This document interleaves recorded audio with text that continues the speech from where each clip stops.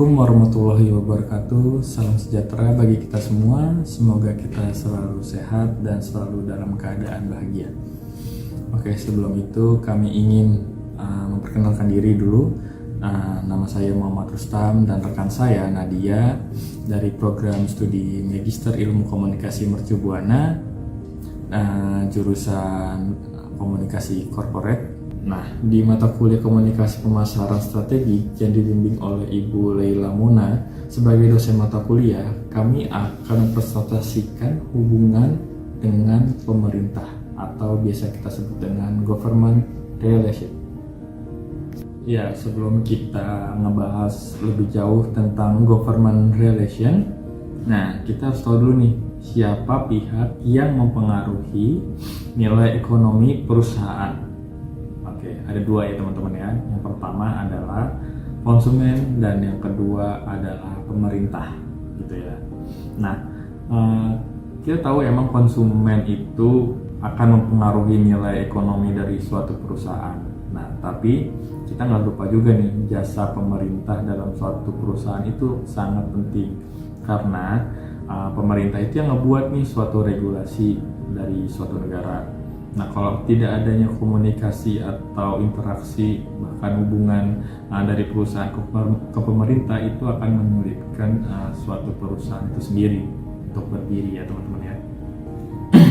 Karena menurut survei McKinsey ini, konsumen adalah pihak pertama yang mempengaruhi secara positif dan negatif terhadap nilai ekonomi perusahaan. Dan ada yang kedua, yaitu pemerintah dan regulatornya gitu ya teman-teman ya. Nah, nilai bisnis dari peraturan dan investasi pemerintah sangat besar, yaitu sekitar 30% dari laba. Pemerintah memegang peran penting dalam keberlangsungan perusahaan. Nah gitu ya teman-teman ya, jadi kita harus penting banget nih menjalin hubungan dengan baik dengan pemerintah. Suatu perusahaan itu kalau misalkan nggak ada hubungan yang baik dengan pemerintah, nanti akan mempersulit perusahaan itu sendiri. Ketika ada ekonomi atau krisis yang berlangsung, perusahaan ini akan lebih survive jika dia bekerjasama dengan pemerintah gitu. Jadi regulasi pemerintah itu terkadang dia mendesak suatu perusahaan gitu. Kalau kita mempunyai hubungan dengan baik dengan pemerintah, minim sekali suatu perusahaan untuk terjadi krisis ekonomi di dalamnya gitu ya. Penelitian menarik dari Cornelia Wolf tahun 2007 di Amerika Serikat dan Uni Eropa terkait lobby bisnis berupaya menekan pengaruh dan kekuatan aktor non pemerintah dalam hal bisnis dalam pembuatan kebijakan publik oleh pemerintah. Wall mengevaluasi 3 perusahaan. Nah, di sini dia ngebagi 3 perusahaan dalam penelitiannya. Hubungan perusahaan dengan pemerintah tampak dalam 3 bentuk, yaitu lobby perusahaan dalam posisi kuat, lobby perusahaan dalam posisi lemah, dan yang ketiga adalah lobby dalam posisi sejajar dengan pemerintah. Dari penelitian ini disimpulkan bahwa hubungan antara bisnis dan pemerintah cenderung saling bergantungan. Kebergantungan interdependensi sangat dinamis. Pertukaran hubungan di antara mereka dapat menimbulkan harmoni dan konflik. Jadi ketika kita berhubungan dengan suatu pemerintah nggak melulu nih berjalan dengan harmonis, pasti ada konflik-konfliknya juga. Dan itulah pentingnya government relationship agar hubungan dengan pemerintah itu selalu harmonis dan terjaga gitu, meminimalisir konflik dalam hubungan dengan pemerintah gitu. Nah, selanjutnya sebagai awal kita harus mengetahui definisi hubungan dengan pemerintah itu sendiri atau government relation. Oke. Hubungan yang baik dengan pemerintah bisa memudahkan perusahaan dalam menyesuaikan kebijakan yang akan diambil dengan kebijakan-kebijakan pemerintah, sehingga kebijakan tersebut terwujud sesuai dengan aturan pemerintah dan tidak melanggar hukum. Oke, pemerintah merupakan salah satu publik eksternal dari sebuah perusahaan, berperan pemerintah masih begitu terasa dalam mengatur dunia usaha melalui kebijakannya yang dapat mempengaruhi suatu perusahaan. Keberadaan perusahaan yang membutuhkan dukungan dari pemerintah tentunya harus memiliki hubungan yang baik. Peranan bagi seorang yang dapat melobi pemerintah dalam spesialis PR tersebut yaitu government relation yang menjembatani dari perusahaan ke pemerintahan. Itu disebut dengan government relation. Gitu ya teman-teman ya. Menurut Casali tahun 2000, government relation adalah suatu bagian khusus dari tugas public relation yang membangun dan memelihara hubungan dengan pemerintah terutama untuk kepentingan mempengaruhi peraturan dan perundang-undangan. Nah, memahami otoritas pemerintah dengan perusahaan merupakan hal yang esensial bagi perusahaan itu sendiri. Ya. Nah, hubungan ini bersifat dinamis dan kompleks. Kedua memiliki kekuatan satu sama lain nih. Mereka perusahaan dan pemerintah itu mempunyai kekuatan dan kepentingannya masing-masing. Nah, pemerintah memiliki kekuatan pengaruh dalam melakukan persuasi, kewenangan, dan daya paksa legal. Atau seperti peraturan-peraturan, regulasi yang harus ditaati oleh sebuah perusahaan gitu. Dan perusahaan itu mempunyai kekuatan juga. Nah, di sisi lain perusahaan juga memiliki kekuatan mempengaruhi secara persuasi, propaganda, dan diplomasi gitu. Jadi pemerintah dan perusahaan itu sendiri mempunyai kekuatannya masing-masing dalam menjalin suatu hubungan gitu. Ibarat kata seperti perusahaan itu membutuhkan regulasi yang mudah untuk yang mudah dijalankan dari pemerintah, dan begitu juga pemerintah membutuhkan perusahaan untuk mensejahterakan rakyatnya gitu. Mereka jadi saling berkesinambungan, saling memiliki tujuan dan kepentingan masing-masing gitu. Jadi pemerintah butuh perusahaan dan perusahaan pun membutuhkan pemerintah gitu. Nah, kemudian kita ingin melihat aspek terbentuknya hubungan perusahaan dengan pemerintah. Nah, di sini dibagi menjadi dua ya teman-teman ya. Ada tujuan government relationship, ada yang satunya lagi kepentingan pemerintah. Nah, pertama kita ngebahas tentang tujuan government relation terlebih dahulu.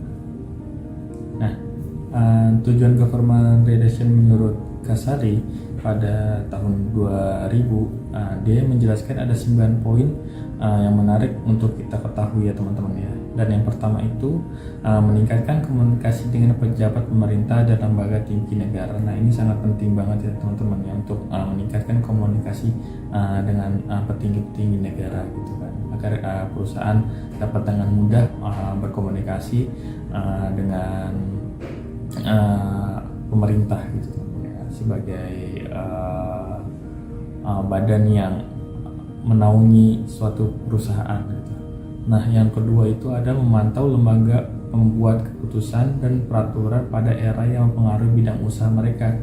Nah, jadi di sini dia harus memantau nih lembaga pembuat keputusannya nih, agar gimana produksinya dia, gimana kepentingannya dia dapat berjalan dengan lancar.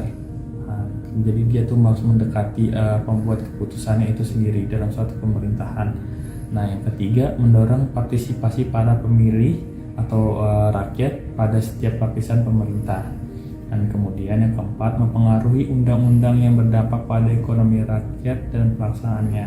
Nah, ini undang-undang juga sebagai regulasi pemerintah harus dijaga ya oleh pihak perusahaan itu untuk agar memudahkan perusahaannya itu sendiri. Nah, kemudian yang kelima meningkatkan kesadaran dan pemahaman para pembuat keputusan. Nah, ini adanya lobby dari perusahaan, dari government relationship itu sangat membantu perusahaan gitu ya untuk mengintervensi suatu keputusan dari pemerintah untuk berdampak yang baik untuk perusahaan tersebut. Nah, kemudian yang keenam mengurangi ketidakpastian karena tidak dapat membaca tanda-tanda peraturan. Nah, yang 7, mempercepat keluarnya keputusan yang berkaitan dengan operasi perusahaan seperti izin investasi, izin eksploitasi, hasil alam, dan lain sebagainya.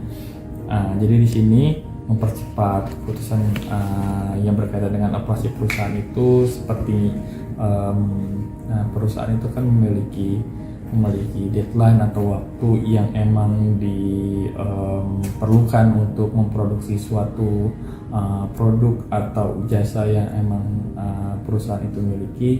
Nah, di sini mempush pemerintah dalam mengenai surat perizinan, terus untuk regulasinya mereka itu sangat dibutuhkan, gitu, teman-teman. Nah, yang ke-8, meningkatkan pemahaman satu sama lain. Nah, yang ke-9, mendapatkan perlindungan dan pembelaan pada saat perusahaan menghadapi krisis. Nah, ini yang penting banget kita harus tahu ya teman-teman ya. Jadi jika komunikasi hubungan dengan pemerintah sudah baik, nah itu memudahkan juga untuk perusahaan dapat terlindungi dari kasus krisis yang terjadi seperti kemarin-kemarin kita sudah pernah mengalami COVID-19. Nah, banyak sekali perusahaan-perusahaan yang emang kolaps atau krisis. Nah, kalau misalkan emang ada regulasi pemerintah yang menyusahkan pihak perusahaan, itu dapat terjaga kalau misalkan perusahaan itu menjalin hubungan baik dengan pemerintah gitu. Nah, seperti itu. Nah, yang kedua itu ada kepentingan pemerintah. Pemerintah selain memiliki kewenangan untuk membuat kebijakan, pemerintah juga memiliki beberapa kepentingan di dalam dunia usaha. Nah, menurut Kasali tahun 2000 memaparkan dalam 3 hal. Nah, yang pertama, dunia usaha adalah penggerak pembangunan yang memutar roda perekonomian dunia. Usaha diharapkan mampu menciptakan lapangan pekerjaan kepada orang banyak. Nah, di sini pemerintah pasti sangat membutuhkan pengusaha-pengusaha atau investor bisnis dan lain sebagainya. Nah, mereka itu akan menguntungkan bagi pemerintah. Pertama dari masyarakat ya, jadi membuka lapangan pekerjaan untuk masyarakat, kemudian laba perusahaan juga dapat meningkat gitu. Terus juga perusahaan juga akan mendapat keuntungan juga dari banyaknya perusahaan yang berdiri dalam suatu negara gitu. Jadi saling berkaitan satu sama lainnya, teman-teman ya. Nah, yang kedua, dunia usaha dipungut pajak. Semakin besar perusahaan, tentu akan semakin besar pula pajak yang dapat disetorkan kepada pemerintah. Nah, jadi salah satu hasil dari pemerintah itu adalah pajak. Nah, jika perusahaan-perusahaan banyak di suatu negara, dan pajaknya juga kan semakin banyak ya teman-teman ya. Jadi itu salah satu penghasilan dari pemerintah, salah satu dari pajak perusahaan itu sendiri. Jadi mereka berdiri di suatu negara, membayar pajak, dan itu menguntungkan bagi negara itu sendiri juga. Jadi semakin banyak perusahaan-perusahaan elit dalam suatu negara, nah itu juga memperkaya suatu pemerintahan itu sendiri ya teman-teman ya. Nah, yang ketiga, dunia usaha adalah mitra pemerintah untuk mengelola hasil bumi dan kekayaan negara. Karena peranannya yang vital, maka pemerintah di negara berkembang cenderung berhati-hati sekali. Pemerintah harus melindungi karyawan, upah minimum, dan keselamatan kerja, melindungi komunitas dari polusi dan limbah yang dibuang perusahaan, dan di lain pihak pemerintah melindungi dunia usaha dari berbagai gejolak fisik maupun non fisik. Nah, seperti itu teman-teman. Nah, kemudian di slide selanjutnya kita akan membahas tentang hubungan dengan pemerintah dan pentingnya tim handal gitu. Jadi suatu hubungan dengan pemerintah itu nggak main-main ya teman-teman ya. Jadi perusahaan itu harus mencari sosok seseorang yang emang berkualitas, yang berkompeten di bidangnya gitu. Karena ini kan berkaitan dengan pemerintahan nih. Pemerintahan juga ada beberapa lapis-lapisnya, ada lapis atas, lapis menengah, dan lapis ke bawah. Jadi ini kita memerlukan seseorang yang emang kompeten di bidangnya untuk melobi, untuk berkomunikasi dengan baik, untuk bekerja agar bisa bekerja sama dengan baik untuk pemerintah. Itu membutuhkan skill dan kemampuan yang emang harus dikelola oleh perusahaan, memaintenance dengan baik tim government relation ini atau tim PR itu sendiri. Untuk mencari suatu tim yang handal dalam hubungan dengan pemerintah, mencari tim handal dalam government relationship itu tidak mudah ya teman-teman ya. Yang kita katakan tadi, pertama itu ada proses-prosesnya nih. Kendala yang pertama harus kita lihat itu adalah kendala dalam tim government relation. Menurut survei McKinsey, kenyataannya dalam surveinya tersebut, kurang dari 30% eksekutif perusahaan yang menjawab mengatakan bahwa perusahaan mereka memiliki orang-orang di bagian hubungan pemerintahan yang memiliki bakat yang diperlukan untuk berhasil. Dan hanya 20% eksekutif yang melaporkan keberhasilan dan mempengaruhi kebijakan pemerintah. Nah, diolah lagi nih sama dilihat lagi oleh McKinsey ini beberapa alasan yang menarik untuk mendapat perhatian ya.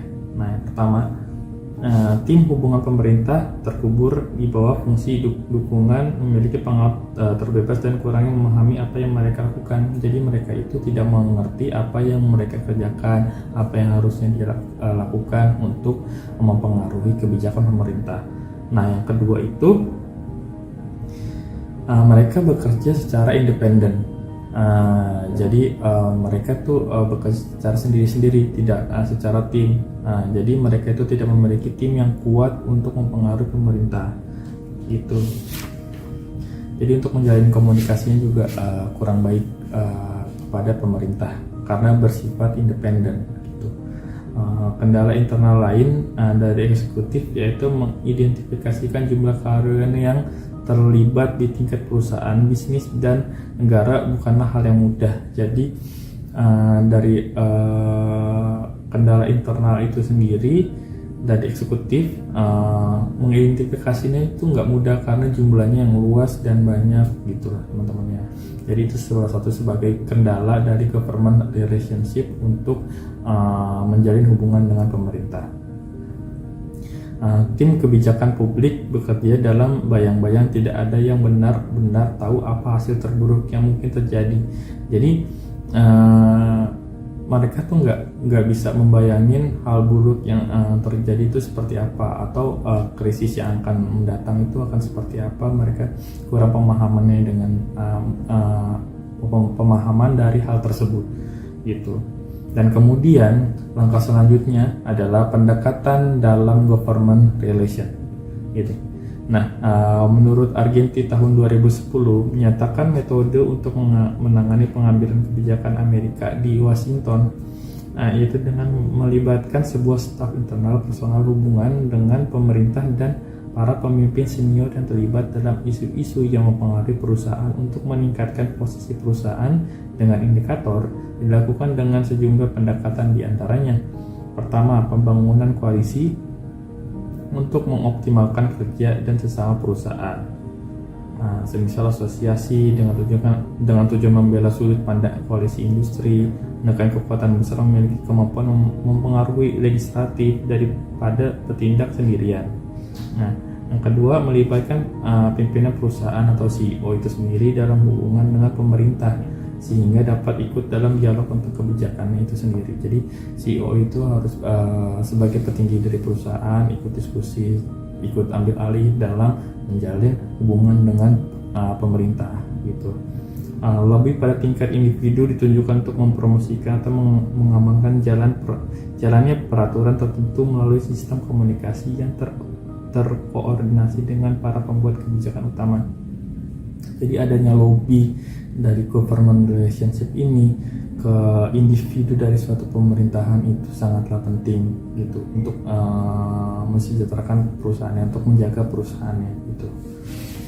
Nah, jadi seorang government relationship itu butuh skill melobi, butuh skill berkomunikasi dengan baik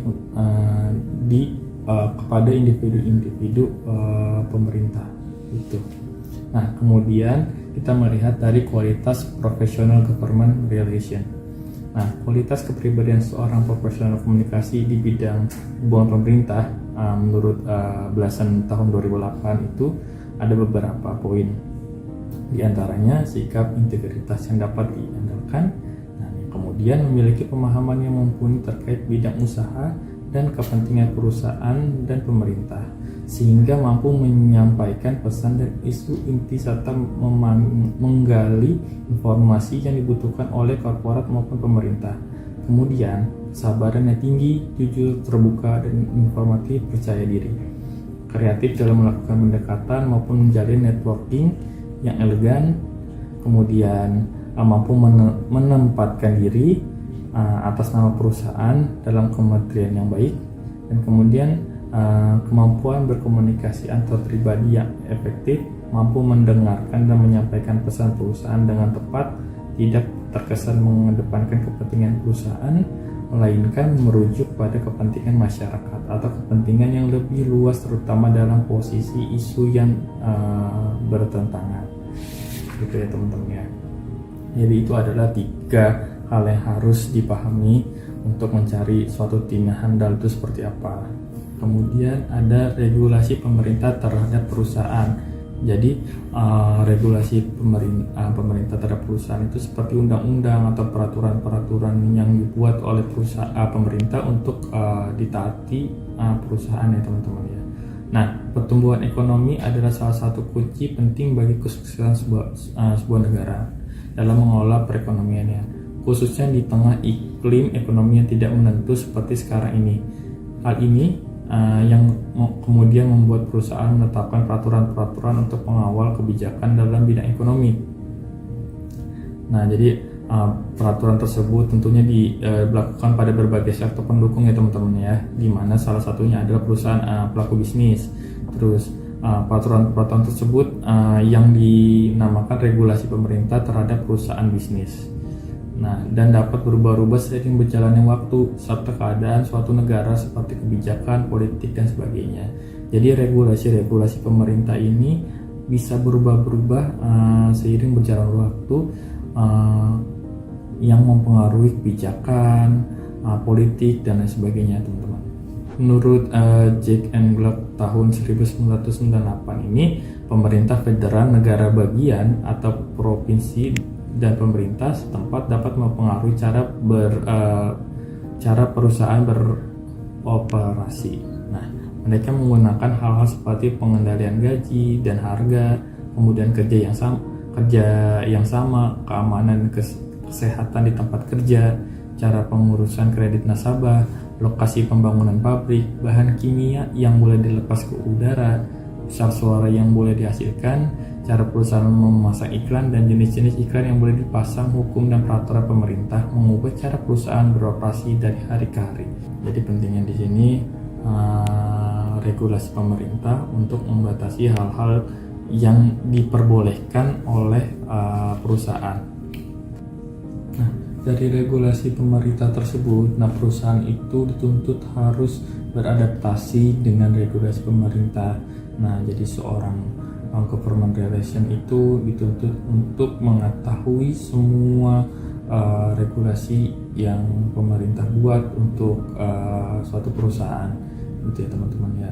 Nah, yang kita mau ambil contoh kasusnya seperti undang-undang di negara Amerika Serikat itu sendiri. Amerika Serikat itu berbeda dengan Indonesia ya teman-teman ya. Jadi di Amerika Serikat itu negara emang serikat, jadi ada negara-negara persemakmuran di daerah tersebut yang emang diketuai atau yang emang dikepalai oleh satu negara, yaitu Amerika Serikat itu sendiri. Jadi negara-negara persemakmuran di sampingnya itu harus mengikuti regulasi yang diberikan oleh Amerika Serikat gitu. Nah, contohnya undang-undang berlaku di setiap negara bagian seperti hukum imigrasi, hukum kebangkrutan, undang-undang jaminan sosial dan pendapatan jaminan tambahan SSI, undang-undang federal anti diskriminasi dan hak-hak sipil yang melindungi dari diskriminasi ras, usia, gender dan disabilitas, undang-undang paten dan hak cipta, undang-undang pidana federal seperti undang-undang yang melarang penipuan pajak dan pemalsuan uang. Nah, itu ada di hukum federal. Jadi hukum yang emang meluas di berbagai negara serikat pun, di negara negara-negara persemakmuran Amerika Serikat itu hukumnya itu sama, memakai hukum federal itu. Kemudian hukum negara bagian. Nah, ada 50 negara bagian dan beberapa persemakmuran dari teritori di Amerika Serikat. Masing-masing memiliki sistem hukum dan pengadilan sendiri yang menangani. Jadi di negara-negara tersebut berbeda-beda hukum yang emang dibuat gitu. Terlepas dari hukum federal sebelumnya yang emang harus ditaati oleh semua negara-negara di persemakmuran di Amerika Serikat itu. Nah, kemudian di negara bagian memiliki peraturan atau regulasi berbeda-beda. Nah, pertama adalah masalah kriminalitas, perceraian dan masalah keluarga, itu berbeda hukumnya. Masalah kesejahteraan, bentuk publik dan bantuan publik, medicine, terus wasiat, warisan dan harta warisan itu semua, real estate, kemudian kontrak bisnis, cedera pribadi seperti akibat kecelakaan mobil atau malpraktik medis, kompetisi pekerja atau cedera di tempat kerja, itu beda-beda regulasinya teman-teman ya. Jadi setiap negara di 50 negara tadi itu berbeda-beda dan hukumnya pun berbeda-beda gitu. Meskipun mempunyai satu landasan hukumnya sama tadi, hukum federal itu. Nah, yang ketiga itu hukum setempat. Ada berbagai kabupaten, kota besar, kota madya, kota kecil,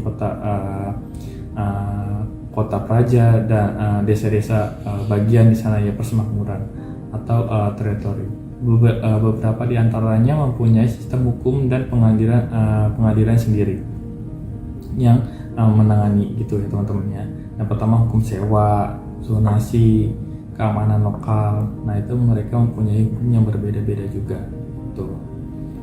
Jadi ada tiga hukum yang ada di negara tersebut, negara serikat Amerika Serikat tersebut teman-teman. Kalau Indonesia sendiri itu negara kesatuan, jadi emang undang-undang dan regulasinya semua harus ditaati oleh daerah-daerah yang memang sudah ada di Indonesia gitu. Jadi emang udah satu gitu regulasinya. Jadi ketika emang government relation ini menargetkan perusahaannya untuk ke luar negeri gitu, ada sangkut pautnya dengan pemasaran luar negeri, itu kita harus tahu juga regulasi atau hukum yang berlaku di negara tersebut seperti apa. Kita harus mempelajari dan mengadaptasi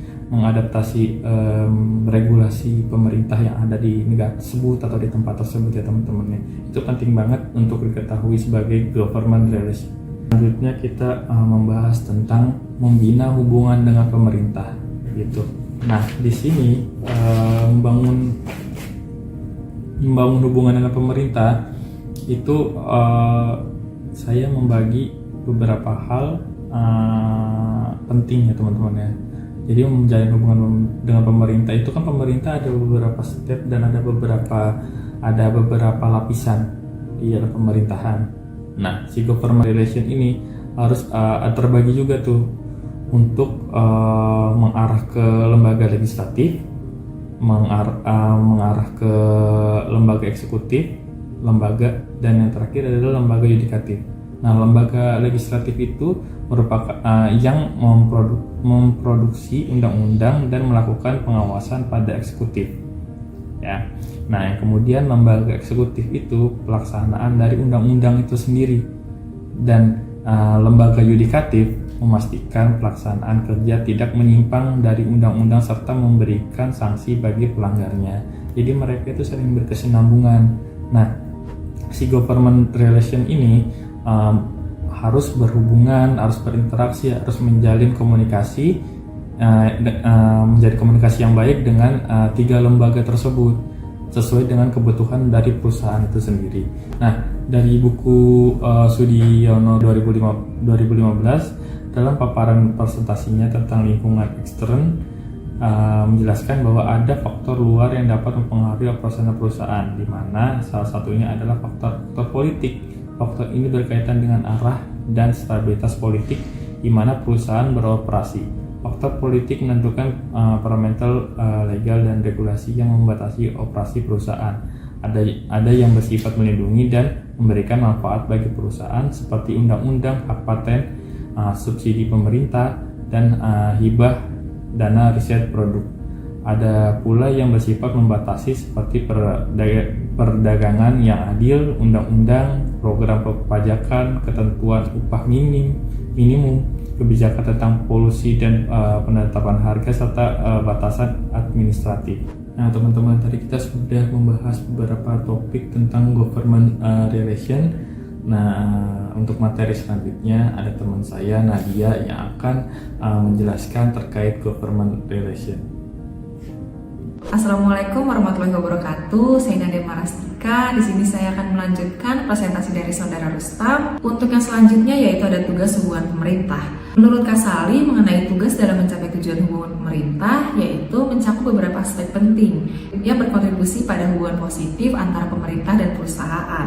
Berikut adalah penjelasan lebih lanjut setiap tugas yang disebutkan, yaitu ada menggali data dari pemerintah. Tugas yang pertama ini adalah mengumpulkan data dan informasi yang relevan dari pemerintah. Hal ini mencakup memahami peraturan, kebijakan, regulasi yang berlaku, serta perkembangan terbaru dalam pemerintahan yang dapat mempengaruhi operasi perusahaan. Dengan pemilihan pemahaman yang baik tentang konteks regulasi, perusahaan dapat merencanakan strategi yang lebih efektif.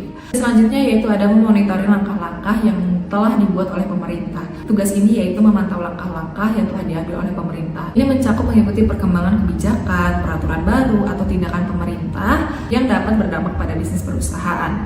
Pemantauan ini membantu perusahaan tetap akrab dengan perubahan lingkungan regulasi. Dan yang selanjutnya itu ada perusahaan akan menyampaikan feedback atas kebijakan dari pemerintah. Tugas ini melibatkan beberapa umpan balik konstruktif kepada pemerintah terkait dengan kebijakan yang diterapkan. Perusahaan dapat menyampaikan perspektif mereka, membagi data yang relevan, dan berpartisipasi dalam konsultasi atau dialog dengan pemerintah. Ini bertujuan untuk mempengaruhi kebijakan yang lebih baik atau sesuai dengan kepentingan perusahaan. Tugas selanjutnya yaitu membangun posisi yang jelas dan kuat terkait dengan isu-isu yang berkaitan dengan bisnis perusahaan. Ini mencakup pembangunan argumen yang kuat, di mana penyusunan dokumen posisi dan komunikasi efektif yang mendukung posisi perusahaan terkait kebijakan pemerintahan. Yang terakhir yaitu ada bertugas dalam mendukung pemasaran. Tugas ini menyoroti pentingnya hubungan pemerintah sebagai elemen pendukung strategi pemasaran perusahaan. Mencakup memastikan bahwa aktivitas pemasaran dan promosi sesuai dengan regulasi yang berlaku dan tidak melanggar kebijakan pemerintahan. Selain itu, tugas ini juga melibatkan kampanye pemasaran dapat berjalan saat tanpa hambatan dari pemerintah. Pendapat Kasali menekankan bahwa pentingnya hubungan pemerintah dalam membantu perusahaan berinteraksi dengan pemerintah secara efektif, memahami lingkungan regulasi, dan memahami kebijakan yang mendukung kepentingan mereka. Dengan melaksanakan tugas-tugas ini, perusahaan dapat menjalankan hubungan yang positif dengan pemerintah dan mencapai tujuan bisnis mereka dengan lebih baik. Selanjutnya dalam tugas hubungan pemerintah yaitu ada terkait pemerintah dan terkait perusahaan. Untuk yang terkait pemerintah yaitu ada melakukan analisis mengenai lembaga pemerintah atau regulator apa saja yang memiliki pertalian dengan perusahaan. Dan selanjutnya yaitu memahami struktur birokrasi, siapa jabatan yang perusahaan perlu dijaga interaksinya. Selanjutnya ada memahami kebijakan atas regulasi pemerintah, menginterpretasikan kebijakan tersebut dalam hubungan dengan pemerintah. Dan selanjutnya yaitu memprediksi kemungkinan kemunculan regulasi dari pemerintah. Selanjutnya menghindari kegiatan seperti rapat dengan pendapat, diskusi stakeholder yang diselenggarakan pemerintah. Dan terakhir yaitu berperan aktif dalam menyampaikan informasi yang tepat terkait perkembangan perusahaan, isu yang berhubungan dengan kepentingan perusahaan dan pemerintahan, laporan keuangan, CSR, dan informasi penting lainnya yang membantu pemerintah atau regulator memiliki pemahaman yang tepat tentang perusahaan dan menghindari kesalahan pahaman. Dan selanjutnya itu ada terkait perusahaan. Untuk terkait perusahaan ini yaitu melakukan penggalian data dari berbagai pihak serta melakukan review tentang peraturan dan hukum yang berhubungan dengan perusahaan untuk memahami kebijakan, kepentingan dan kegiatan yang memiliki perusahaan bersinggungan dengan pemerintahan serta mempelajari dampak regulasi tersebut terhadap perusahaan, baik yang menguntungkan maupun yang beresiko. Selanjutnya yaitu menekankan sikap perusahaan atau regulasi, mempersiapkan strategi dan taktik dalam mencapai tujuan perusahaan terkait hubungan dalam pemerintah. Dan yang selanjutnya yaitu mampu membangun posisi di antara dengan mempersiapkan kajian secara tertulis dan lisan terkait pesan utama yang bermanfaat bagi kepentingan masyarakat dan perusahaan. Dan selanjutnya terlibat dalam keanggotaan organisasi, asosiasi, kumpulan kerja yang dibentuk oleh pemerintahan atau asosiasi, menghindari rapat dengan pendapat atau sesi harmonisasi sehingga dapat ikut terlibat dalam memberi asupan yang berhubungan dengan kepentingan perusahaan. Dan selanjutnya yaitu yang terakhir, senantiasa menjalin hubungan baik dengan pemerintah baik secara langsung maupun tidak langsung, diantaranya dengan melakukan kunjungan baik mengenal, melakukan penggalian terkait regulasi melalui website atau bertemu maupun melibatkan pejabat pada kegiatan-kegiatan perusahaan yang perlu diketahui pemerintah. Dan selanjutnya yaitu ada taktik strategi dalam hubungan pemerintah.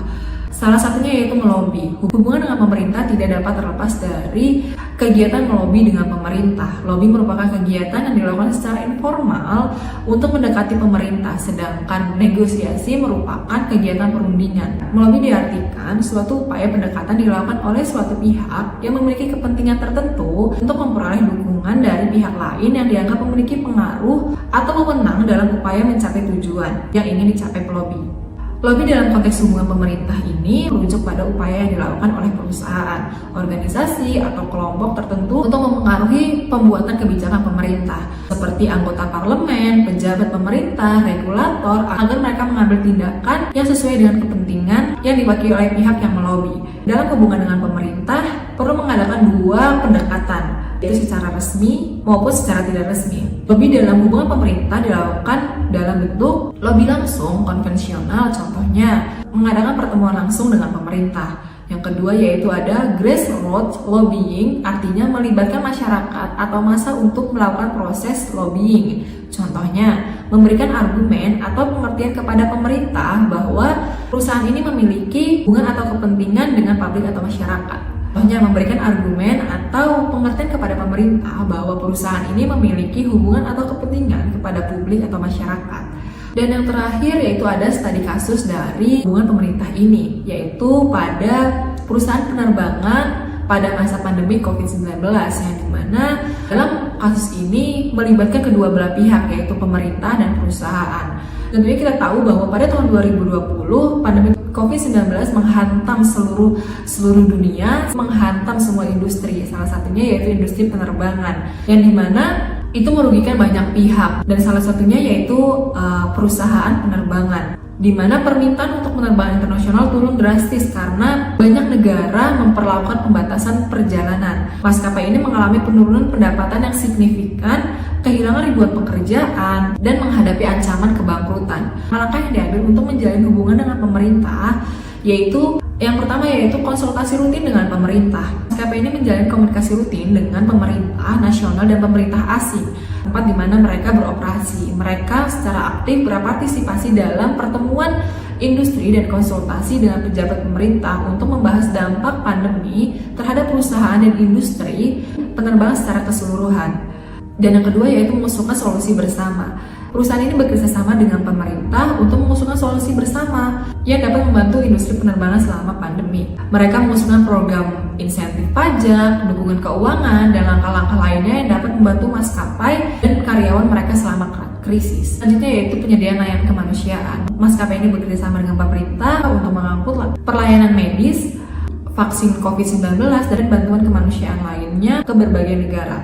Mereka menggunakan armada pesawat untuk menyediakan layanan kemanusiaan penting selama pandemi. Dan yang selanjutnya yaitu ada pengembangan protokol keamanan. Maskapai ini bekerjasama dengan otoritas kesehatan dan pemerintahan untuk mengembangkan dan menerapkan protokol keamanan yang ketat di seluruh operasi mereka. Itu termasuk langkah-langkah seperti pembersihan yang ditingkatkan, tes COVID-19 untuk awak pesawat, dan penerapan pedoman perjalanan yang aman.